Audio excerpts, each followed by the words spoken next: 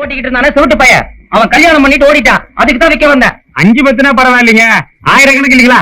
அதான் மடி எப்படி ஆகுதுன்னு யோசனை பண்றாருங்க. நீ ஒன்னும் அவசரப்பட்டு மடியில் இருக்கிறத அவுத்து கொடுத்துட வேண்டாம். 4 பேரை கேட்டு நல்லா விசாரிச்சுட்டு மெதுவா வந்தா போதும். என்ன அதுக்குள்ளார நான் ஒண்ணு மாட்டு வண்டி யாருக்கு வித்துற மாட்டேன். முருகேசன் சொன்னா முருகன் சொன்ன மாதிரி. தம்பி தீனி கம்மியா ஒரு டீ போடுப்பா. யோ 3க்கு முடிக்கலாம் 4க்கு முடிக்கலாம். இப்ப என்னடா அந்த ஆளு 5ங்கிறாரு 6ங்கிறாரு. இது என்ன நாயா? ஏங்க வியாபாரம்னா அப்படித்தாங்க, கேட்ட வேலையை நாம கொடுத்துட போறோமா? யோ இப்பதான் நீ தரக மாதிரியே பேசுற. ஏங்க கவலை விடுங்க, இந்த வண்டியை இன்னைக்கு நாம ஓட்டிட்டு போறோம். போருமா? எப்படி சொச்சத்துக்கு உன் மடியில இருந்து அவுத்து கொடுக்க பாரியா? அது இல்லைங்க. என்ன இல்லைங்க இல்லைங்க.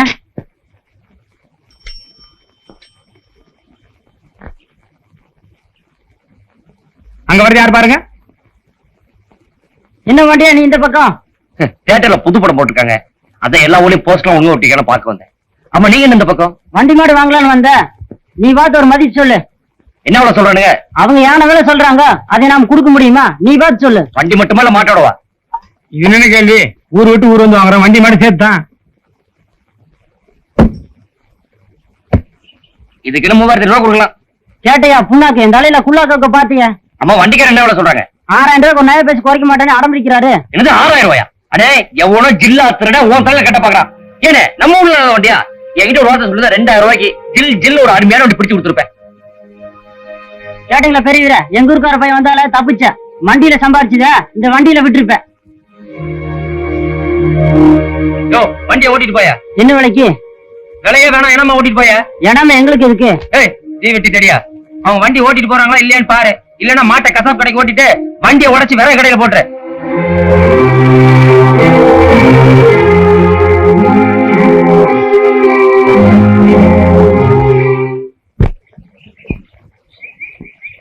என்னங்க நீங்க இந்த ஊருக்கு தரக வேலையை பார்க்க வந்தீங்க? உங்க வீட்டு வண்டி தெரிஞ்சு நான் அப்படி சொல்லிருப்பேனா? என்ன பொண்ணு பக்கம் வரும்போது அந்த வண்டியில தானே வந்தீங்க? அப்ப கண்ணை முன்னாடி வச்சு வந்தீங்களா பின்னாடி வச்சு வந்தீங்களா? அப்பங்க வண்டி மேல கவனம் இருந்தது. பாக்க போற படம் பழிச்சிருக்குமா இழிச்சிருக்குமா பயந்துட்டு வந்தேன். சரி வண்டியை தான் கவனிக்கல. காலையை பார்த்தோன்னே ஞாபகம் வந்திருக்கணுமே. ஆமா பெரிய வெள்ளையம்மா காலை அத பார்க்க பரிதாபமா இருக்கு. அத போய் உங்க அப்பா 6000 ரூபாய் சொல்றான். சரியான போங்க. நீங்க பாட்டுக்கு உங்க வேலையை பார்த்துட்டு போக வேண்டியதானே? ஏமாறது எங்க ஊருக்காரனாச்சே. உங்க ஊருக்காரன் ஏமாறது இருக்கட்டும், முதல்ல நீங்க என்ன ஏமாந்துறாதீங்க. உசுறு போனதுக்கு அப்புறம் ஊசி போட்டு பிரயோஜனம் இல்ல. சீக்கிரமா எங்க அப்பா வந்து பாருங்க. உங்க அப்பாவை பாக்குறது இருக்கட்டும், எங்க அப்பா இந்த ஒரு பைத்தியத்தனம் வச்சிருக்காரு. அதை முதல்ல சரி பண்ணணும். என்ன பண்ணாரு? ஆமா நான் முதல்ல பார்க்க வேண்டிய பொண்ணு இந்த ஊர்ல தானே இருக்கு. அது ஏதோ வாத்தியார் பொண்ணு சொன்னாங்க. வாத்தியார்னா விஸ்வநாத வாத்தியாரா? ஆமா. பொண்ணு பேர் ரேவதியா? ஆமா. என் ஃப்ரெண்ட் தாங்க. அப்ப நல்லதா போச்சு. என்ன சொல்றீங்க? அதான் ஒரு வள்ளி தெய்வான கங்கா கௌரி பாமா ருக்மிணி அந்த மாதிரி ஒரு சீதா ரேவதின்னு இருக்கட்டுமே. என்னவா? சீதா இந்த மாதிரி நான் சொல்ல தண்ணி அடிக்காம போறோம்ல.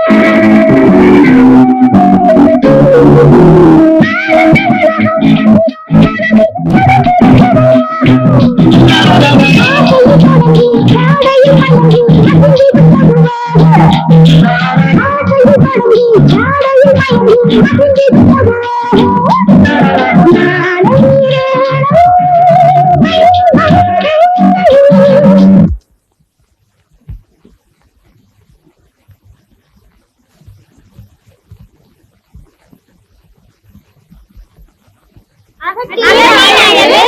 அகத்தின் அழகு முகத்தில் தெரியும் ஐந்தில் வளையாதது ஐம்பதில் வளையுமா?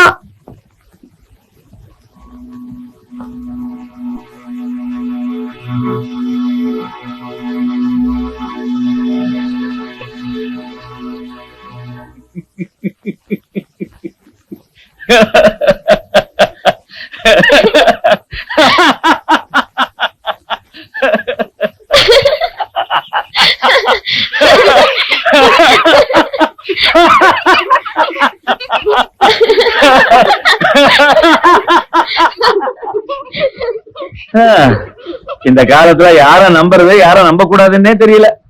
பசங்களா, உங்க டீச்சர் அம்மா ஆடுறதுதான் ஆடுறாங்க, ஒரு பரதநாட்டியம் குச்சிப்புடின்னு ஆட சொல்லுங்க. நான் அச்சாவது வரைக்கும் போயிட்டு வந்துடுறேம்மா.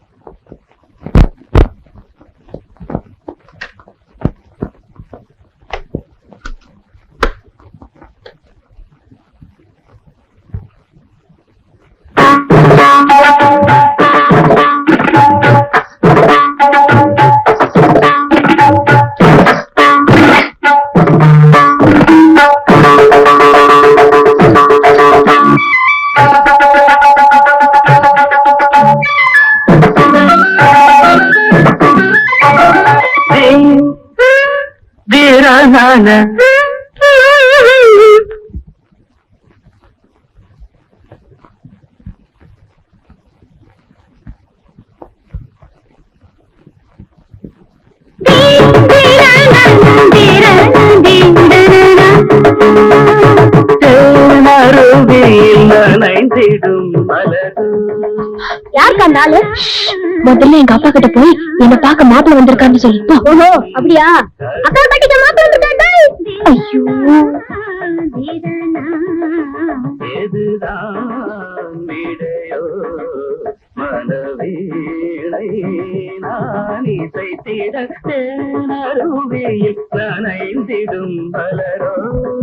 வேணாங்க, நம்ம பலத்தை முத காமிக்கிறதே பத்திரிகையில தான்.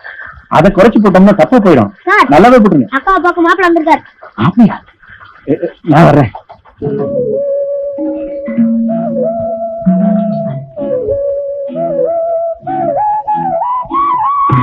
இப்பவே உனக்கு கல்யாண கலை வந்துருச்சு. என் ராசாத்தி என் கண்ணே பற்றும் போல இருக்கு.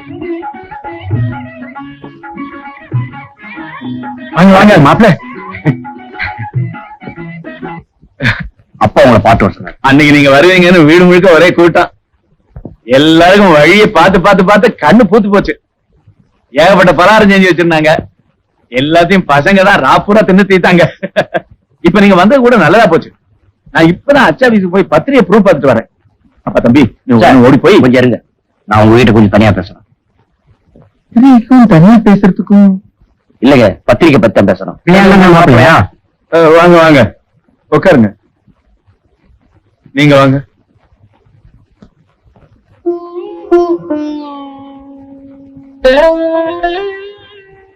இத பாருங்க, உங்க அப்பா கிட்ட நான் நகனத்தை பத்தி பேசலையே தவிர எல்லாரும் ஆச்சரியப்படுற மாதிரி தான் செய்வேன். ஆமா, அவ எனக்கு ஒரே பொண்ணு. நான் எனக்குன்னு என்னத்தை வச்சுக்க போறேன்? என்கிட்ட இருக்கிறது எல்லாத்தையும் அவளுக்கு தான் சீதனமா செய்ய போறேன். சீதனத்தை பத்தி பேச நான் வரல. இவெல்லாம் உங்க பொண்ணை பார்க்க வரத காரணமே, இதே ஊர்ல இருக்க வேற ஒரு பொண்ணை நான் கல்யாணம் பண்ணிக்க முடிவு பண்ணிருக்கேன்.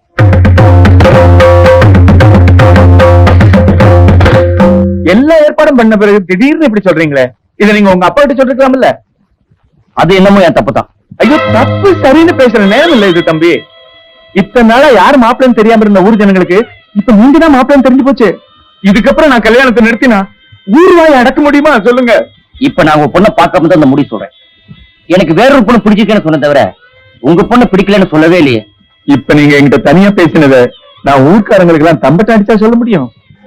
இப்பவே வீட்டுக்குள்ள ஊரே கூடி போயிருக்கு. அவங்க என் பொண்ணு கிட்ட என்ன ஏதுன்னு கேட்டா அவன் மனசு அப்படியே கொதிச்சு போயிடுவா. என் பொண்ணை பத்தி நானே சொல்லிக்க கூடாது. உண்மையிலேயே மகாலட்சுமி மாதிரி இருப்பா அவ. என்ன நீங்க நிலைமைய புரியாம திரும்ப திரும்ப அதே பேசிட்டு இருக்கீங்க? தம்பி, உங்க வீட்டு பொண்ணுக்கு முடிவு பண்ண மாப்பிள்ள திடீர்னு கட்டிக்க மாட்டேன்னு சொல்லிட்டா நீங்க என்ன பண்ணுவீங்க சொல்லுங்க? எங்க வீட்டு பொண்ணுக்கு எந்த விதமான குறை இல்லைன்னா நிச்சயமா வேற ஒரு மாப்பிள்ளை கட்டி வைப்பேன்.